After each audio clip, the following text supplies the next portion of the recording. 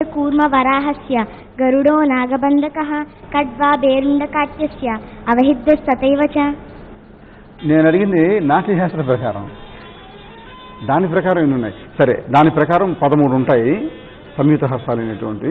సరే, తర్వాత నాట్యశాస్త్రంలో ఉండి అభినయ దర్పణంలో లేనటువంటి హస్తం ఒకటి ఉంది.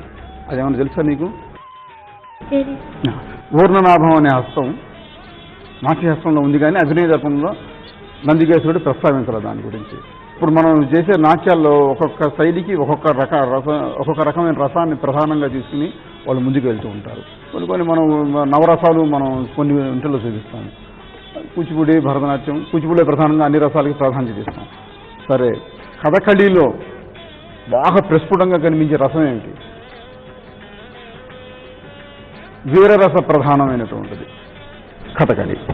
కేరళలో 2 రకాల సాంప్రదాయాలు ఉన్నాయి, మగవాళ్ళు చేసేది, ఆడవాళ్ళు చేసేది. ఆడవాళ్ళు చేసే నాట్యాన్ని ఏమంటారు? మోహిని. గుడ్.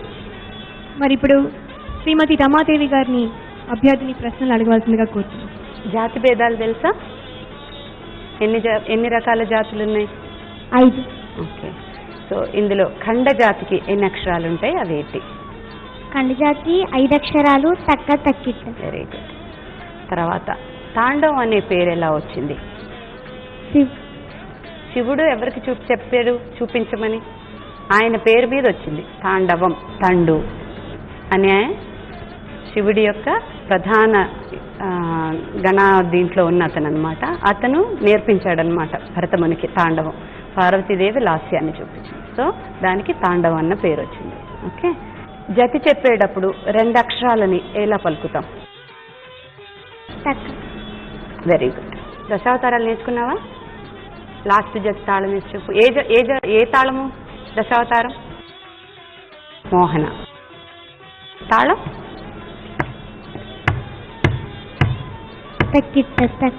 మిశ్ర చాపు. సరే, ఏదో ఒక జతి తాళం వేసి చూపించు. కత్తద్దిమితద్దిమితత్ కిటతక తైతా కిటతక తజెంతతం తత్తద్దిమితద్దిమితత్ కిటతక తాతా కిటతక తజెంతతం తత్తద్దిమితద్దిమితత్ కిటతక కత్తద్దిమితద్దిమితత్ కిటతక తయ్యత్తం తత్తహితతం తత్తైతహితతాం తత్తహితతదిగిణ తత్తైతహితతాం తత్తహితతదిగిణ తత్తైతహితతాం తత్తహితతదిగిణ తద్ది. చాలా చక్కగా చెప్పావు. ఇంకా చాలా సాధన చేసి ఇంకా పైకి రావాలని కోరుకుంటున్నాను.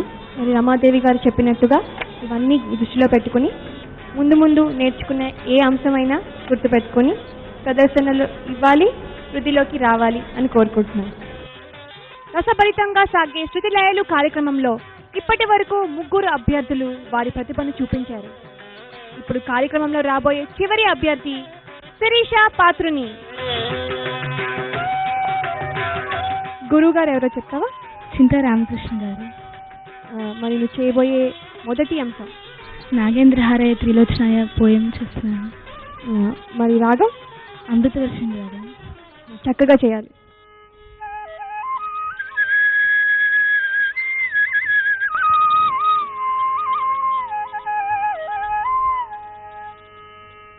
ఓం నమః శివాయ.